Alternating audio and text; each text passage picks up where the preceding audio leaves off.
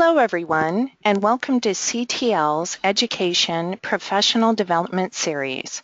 My name is Anna Roach, Sales Partners and Operations Support here at CTL, and I'm joined by Mike Mahaney, VP and Chief Marketing Officer. For those of you who are not familiar with CTL, we are headquartered in Portland, Oregon, and have been providing innovative IT solutions to education and government customers for over 26 years. Some of our most popular products include our brands of ruggedized CTL and to-go PC laptops, convertibles, two-in-ones, and tablets designed specifically for K-12 education. Over the last 2.5 years, we've worked with Google to introduce a line of CTL Chromebooks that have been recommended by PC Magazine as the best choice for Chromebooks in education. As part of our commitment to education, CTL is offering monthly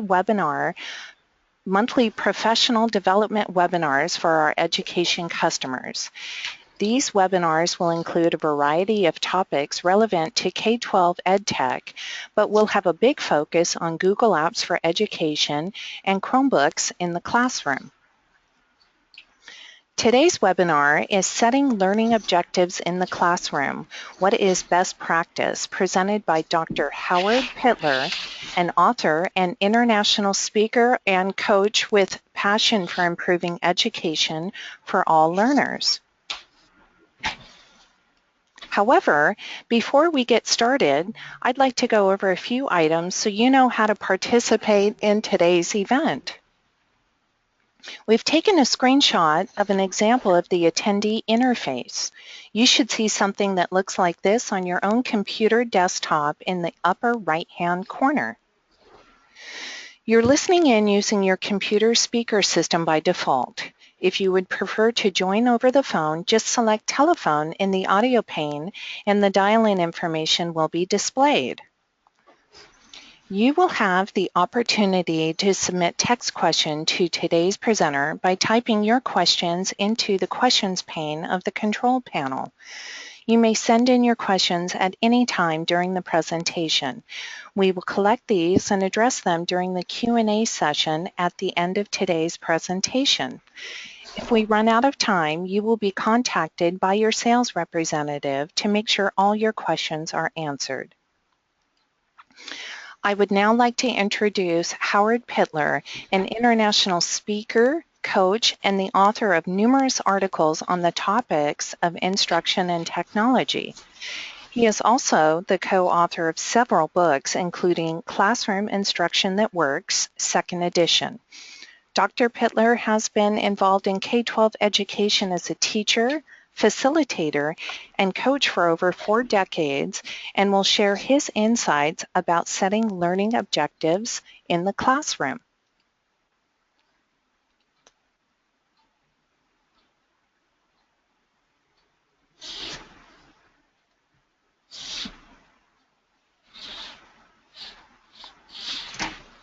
Good afternoon or evening, everybody. I hope you can see my screen, and you should see a picture of 3 book covers right now. Welcome to this short webinar on setting learning objectives in the classroom. My name is Howard Pitler, and there's some contact information for me on the screen. If you are a Twitter person and would like to tweet during the webinar, please do hashtag @HPitler and @CTL Corp, so people will know what we're talking about. But that's my basic contact information. If you have any questions, you can go through CTL. You can contact me directly as well. What we're going to be looking at today is what does research indicate is best practice in setting learning objectives or learning intentions. Different places have different vocabulary for that. Understand why this strategy is important, and then I'll present the 4-part cycle for setting objectives based on what we've learned from research. I do want to stress that this work is not just my opinion. This is what a meta-analysis of over 40 years of educational research came up with, as researchers looked at all of the educational research being done, came up with the most robust research and then brought it together in a meta-analysis. What I'll be presenting today is the result of that work. So this is really what is best practice. So we will talk about, we've already done the webinar norms. I'll be talking about what does research recommend, and then a little bit of theory into practice. What are you going to be doing hopefully differently? What we've learned about professional development, and this won't come as any surprise to anybody, is hopefully you'll have an enjoyable half hour with me today, and you won't feel it's a terrible waste of time. But if you don't do anything differently in your classrooms or with the teachers you work with within the next couple of weeks, if you don't try any of these ideas, then nothing is going to make any difference. And if my goal is to really make an impact for kids in the classrooms, my hope is that you're going to take one or two of these ideas that I talk about today and implement them in the classroom. Selfishly, I always put this picture up when I'm doing presentations or webinars. This is my family, and most importantly, those two little ones in the middle are my two grandkids. When I do this work, the reason I do this work is because these kids might be in your classroom someday. The oldest one is getting ready to start kindergarten next fall, and I want to make sure that I do all that I can to help teachers so that if you happen to look out into your classroom next fall and you see that smiley little face sitting there, you're armed with the best information that I can possibly put out to people. As we get ready to talk about setting objectives, though, I want to do a little bit of a pre-assessment. So we're going to do a quick poll, and I think Ann is going to launch a poll here in just a moment. Yeah, absolutely. Let's go ahead and launch this. We'd like to take a poll to see how well everyone here today knows the classroom instruction that works, the CITW strategies. So let's go ahead and launch this. There we go.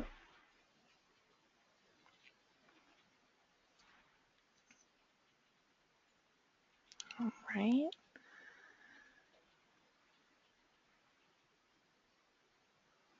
All right, we'll let this go for a couple of seconds. Oh, great.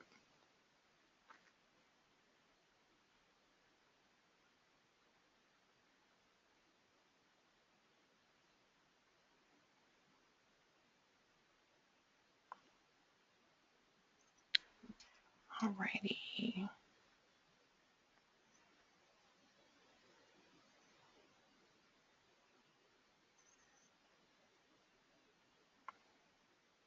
All right, I'm going to go ahead and close and share. So it looks like 50% of you have never heard of CITW strategies, and 50% know a few CITW strategies, and then it looks like we have 17% can teach my peers CITW strategies. I'd like to find out who the mathematician behind that. So apparently we have 117% of you that participated in that poll, which is really great. But the reason, and thank you for completing the poll, the reason that we do this type of thing on the front end is to give me an idea of where the audience is, where the participants are. Not sure what the 17% number was, but it looked like about half of you had not heard about classroom instruction that works, and half of you have heard about but aren't real familiar with that. So this will be new information for most of you. Classroom Instruction That Works is that book. I'll go back and show you that picture again. Classroom Instruction That Works is a book that originally came out in its first edition in 2001. It's in 23 languages across the world, used very much in professional development. And if you don't have a copy of it, feel free to pick up a copy. I don't get any royalties from the book, but it's a real good book. In fact, actually, if you don't have any of these books and we're just going to get one of them, I'd suggest getting the handbook for Classroom Instruction That Works. It's a good first starter place. So let's talk a little bit about classroom instruction that works, and specifically about creating the environment for learning. What we learned in the research is that the most important thing that we can do as we get ready to help students learn is create an environment in the classroom that enables kids to feel comfortable and feel accepted. There are two questions that kids ask of themselves every day when they come into your classroom. Will I be accepted here, and can I do the work? And so as we build strategies around creating that environment for learning, what we really want to focus on is helping kids be able to answer yes to those two questions. Yes, I feel accepted in this room, and yes, I believe I can do the work. Because we have such a short time, I'm not going to go deeply into classroom instruction that works and the instructional planning framework, but there are 9 categories of instructional strategies that are presented in the book that really are the 9 categories of strategies and 23 discrete strategies that have the highest impact on student achievement. The first one of those is setting objectives. And what the research says, what the research very clearly indicates, is that learning objectives should be communicated to both students and parents. And that's most of the recommendation we're going to talk about in our short time together. So there's a process that we talk about in building these objectives. And I'm just going to put this slide up on the screen, and I'll point you to that online as well. But it's a real simple process. Most teachers do some of these things every day. What I'm suggesting is that these are things every teacher should do every day as they're learning and their students are learning. So the first piece is to write that learning objective or learning intention on the board in student-friendly language. As I've done this work around the world, I've had teachers say, why do I need to write that on the whiteboard?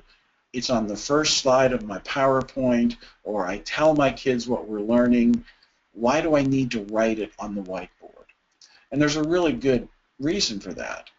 When you go over that on your PowerPoint slide, or when you tell the kids at the beginning of the period, here's what we're going to be learning, are all of your kids in the classroom? Are they all paying attention? Is it possible that you have some kids who are more visual learners than auditory learners? And so writing that objective on the whiteboard, which does not take much time or effort on the teacher's part, becomes that reference point during instruction for the students. So that's the first part in this cycle. The second part, and this is an adjustment for a lot of teachers, the second part is after you've gone over the learning objective for the unit with the students that day, give them about 30 seconds and say, turn to your partner, turn to your table mate, and just talk for 30 seconds. What do you think it is we're going to be learning? Or talk for just a second. Are there words that you don't understand that we need to talk about before we go into this? The research is really clear that giving students a chance for oral discourse really improves their retention and their understanding. So we write the learning objective on the whiteboard in student-friendly language, and then immediately give students 30 seconds or so just to have that oral discourse. So that might be one tweak in your approach over the next week or so. And then during the lesson, if you have a really good activity, the better that activity, the better the chance the student's going to get a little bit off track on what it is they're supposed to be learning. So I'm going to tell you a true story. This happened in a school in Kansas City, Missouri. We were doing walkthroughs. I was going through the building with the building principal, superintendent, curriculum director, and we're doing instructional walkthroughs. And part of the process was to ask a random student, what are you learning? And we'd gone through the whole protocol for the walkthroughs, and I'd explained to the observers that chances are really good when you ask a student, what are you learning, they're going to tell you what they're doing. So you need to probe a little bit deeper, because you really want to get down to do they understand what it is that their teacher wants them to learn. Walked into a 7th grade science classroom, and it was that kind of room where you walked in and you heard this really great buzz going on. These kids were talking and they were engaged. They were working in pairs. Each pair had a laptop. They were using an Explore Learning gizmo on the phases of the moon. They had an activity sheet, and it was a really, you could tell that the kids were really engaged in the activity. But there was no learning objective on the board. As part of the walkthrough process, I knelt down next to a boy and a girl working together, and I said to the boy, "So what are you learning here?" And he said, "Well, we're doing this Explore Learning gizmo on the phases of the moon." And I said, "Yeah, I see that, but what is it that you think your teacher wants you to learn when you're doing this activity?" And he said, well, we're learning about the phases of the moon and how the gravity on the moon affects tides on Earth." And that's exactly what I had expected him to say, until the girl said, "No, we're not. We're learning about how the Aztecs used the moon to set their lunar calendar and their religious observances." And I thought, she could be right too. But the problem was there's going to be a quiz on Friday, and one of these kids was totally learning the wrong thing. The activity was engaging. The kids were actively engaged, looking at the room. The teacher would have felt that the kids were engaged in the activity. But one student was learning about gravity. One student was learning about Aztecs. And this isn't the only time I've had this happen. I've had it happen in kindergarten classrooms. I've had it happen in AP physics classrooms. The stronger the activity, the less the kids focus on the objective and more on the activity itself. So about every 10 or 15 minutes during class, just do a quick check-in. Hey, kids, remember, we're learning about gravity on the moon and how it affects tides. Now get back to work. That's all you really need to do. And then finally, at the transition, as you're getting ready to change from subject to subject, or as the bell's about to ring, that's when we want to jump in again. We want to review the objective. We said, okay, kids, we said we were going to be learning these things. Here are our learning objectives. How did we do? Thumbs up, neutral, or down, or talk to your neighbor. Or as you're going out of the room, I want you to give me a high five and tell me one thing you learned. We need that final check-in transition. So this is what our research has indicated is the process for setting learning objectives in the classroom. Right on the whiteboard in student-friendly language, give kids a chance for oral discussion, review during the lesson, and then at the transition do another touch base. One thing I really like to do when I'm working with schools, especially in technology kinds of environments, there are so many really good ways to use things like Slido or Poll Everywhere or Socrative or Formative, and there's some really, really good programs that allow us to do formative assessment on how the students are doing as they're doing their learning activity. So we want to set those learning objectives. We want to check in with them regularly. I have this infographic on my website, and you'll see the URL there, the website address, that is another way of looking at exactly the same thing, setting learning targets. What does the research tell us? This is something that if you would choose to, you could put up in your classroom, you could put it in your grade book. If you're working with teachers as a staff developer, these are the kinds of things you could give out to teachers during the workshop itself. And this says the same thing that I just talked about. So I'm going to move on to our next slide because time is moving here and I want to make sure we have a chance to have all the questions at the end. The recommendation continues and it says, communicate learning objectives to students and parents. Now I've talked about here how we're communicating those to students. Well, how about communicating to parents?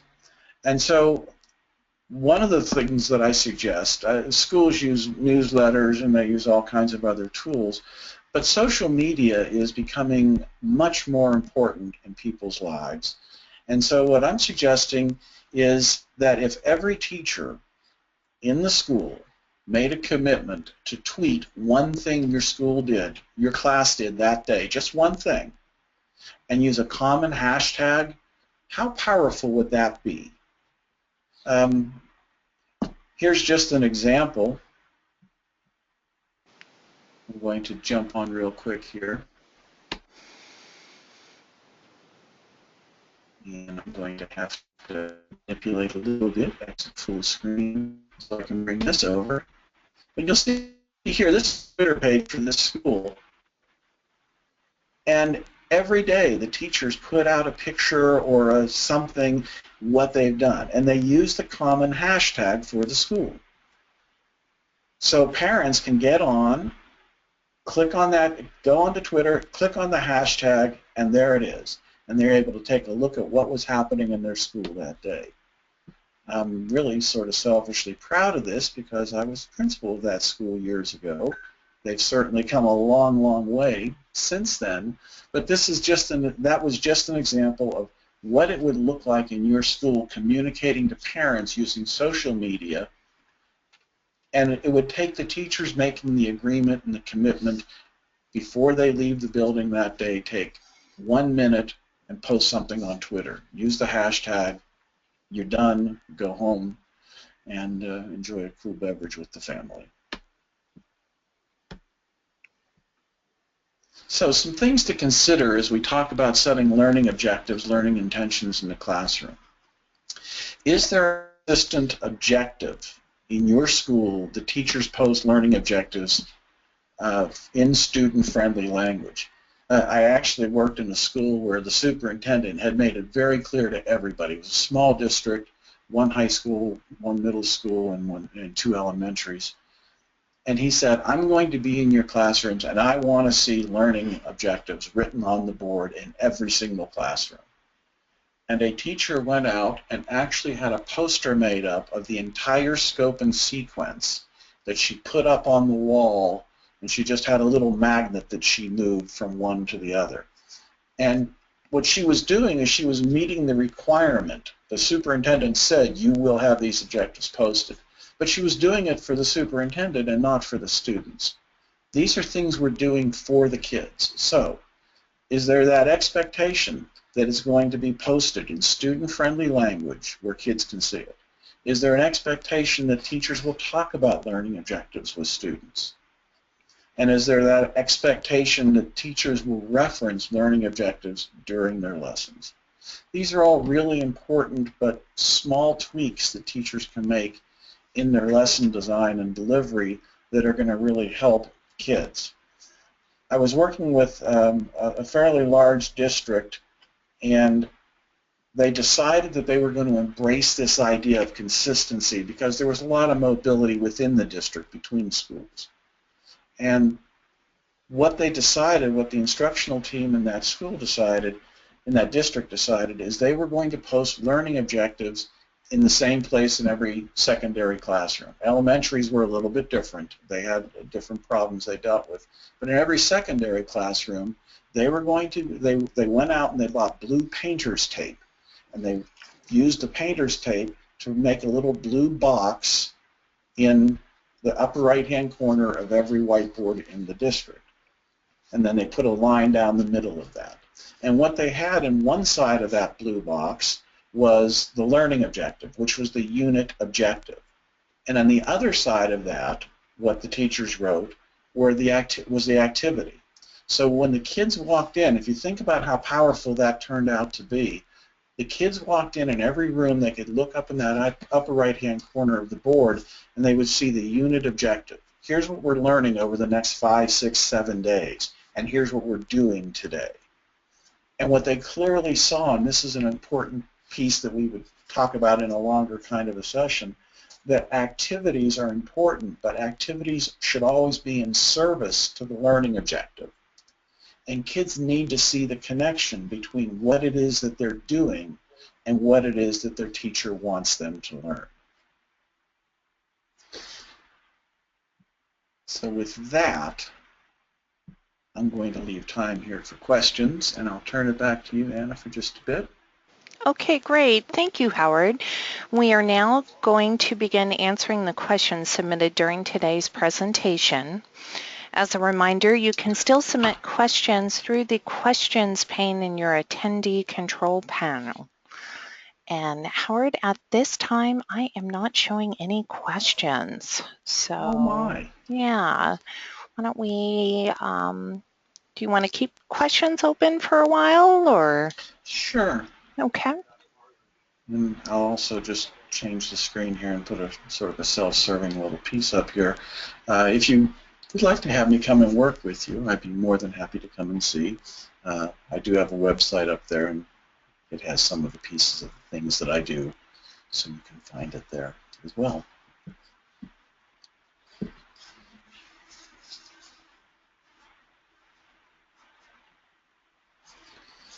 I will say that this is, we skimmed the surface of the particular setting objectives pond.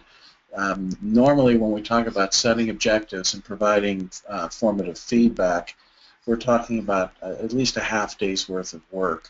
So I touched on the high points and one of the 4 recommendations for setting classroom objectives.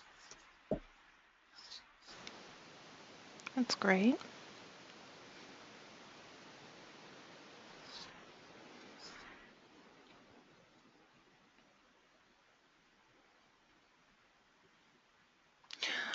All righty. Well, at this time, I do not see any questions coming in. So Howard, I'm going to go ahead and wrap it up. Okay. All right. That's good. Okay, great. Thank you, Howard, and thank you everyone for attending today's webinar, Setting Learning Objectives in the Classroom. If you have any other questions, please contact me at the email you see here. Once you leave today's webinar, you will receive a survey on the presentation, and we would appreciate if you would complete that and provide your feedback. You will also receive a follow-up email within 24 to 48 hours with a link to view a recording of today's webinar. On behalf of CTL and our presenters, thank you for joining us today and have a great rest of your day.